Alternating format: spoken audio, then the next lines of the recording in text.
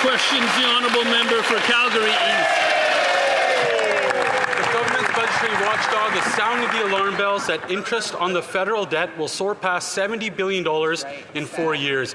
Debt interest payments already exceed provincial healthcare transfers, military spending, or total GST revenue. Yet this Prime Minister wants to spend even more money than Justin Trudeau did without tabling a budget. Canadians want to know, on what date will the Liberals table a budget? L'honorable ministre des Finances. Mr. Speaker, I'd like to thank the member for the question and thank him for doing a great first step this morning, Mr. Speaker. In fact, they voted for the motion, the Ways and Means motions, to do what, Mr. Speaker?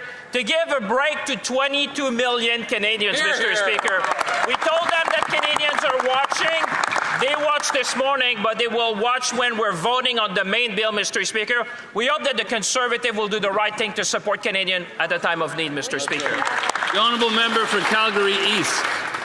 That guy should apologize for collecting carbon tax for the last 10 years. Now the OECD says Canada will be hit the hardest in a looming global slowdown as investment flees, that unemployment rises, and core inflation climbs. This Prime Minister already broke his promise of capping spending at 2%.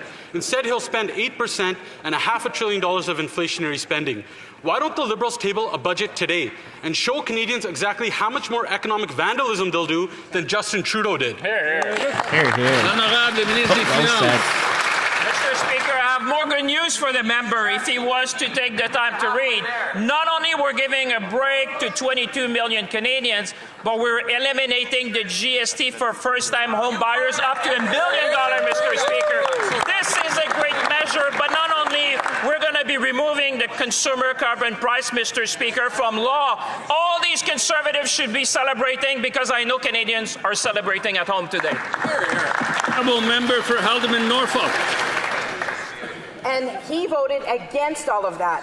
Mr. Speaker, I ask you, would you sign a check for $486 billion without knowing where the money was going? That is exactly what this government is asking taxpayers to do.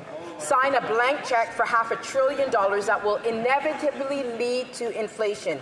Conservatives and the Parliament have voted for the Liberals to produce a budget this spring. So when will this Prime Minister respect the will of Parliament and produce a budget? Honourable ministre des Finances. Mr. Speaker, it's a great day to answer that question, Mr. Speaker, because what the member is asking is what is in the main estimates. So I know that Canadians would be happy to learn that in the main estimates there are credits for dental care, Mr. Speaker, that are helping a lot of seniors across our country. We're talking about credits for childcare, Mr. Speaker, and I know there are members, there are people in our riding that are benefiting from that, and we're talking also about pharmacare, Mr. Speaker. Those are programs that are part of the fabric in Canada. They make Canada strong, Mr. Speaker. Member for Hallan, Norfolk. The people in my riding will benefit when taxes go down. The Parliamentary Budget Officer has confirmed that this government's wasteful spending is costing Canadians $70 billion in interest payments just on the debt. That is more than they're spending on health care. The Liberals are back to their old ways of breaking promises. They broke their promise to cap spending at 2% and increased it by 8%. They broke their promise to cut spending on Liberal consultants and increased that by $7 billion. When will this Prime Minister produce a budget and stop wasting taxpayer dollars?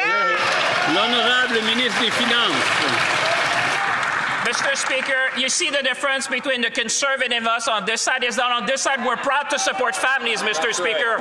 We're proud of the dental care program, Mr. Speaker, that is helping our senior. We're proud to have the child care program, Mr. Speaker, and I can tell you I was at the G7 recently and colleagues were applauding Canada. Not only it's a great policy, but it's also an economic policy, Mr. Speaker, to generate growth in this country. On this side of the House, we're proud to support Canadians. I just hope the Conservative would come on board, Mr. Speaker.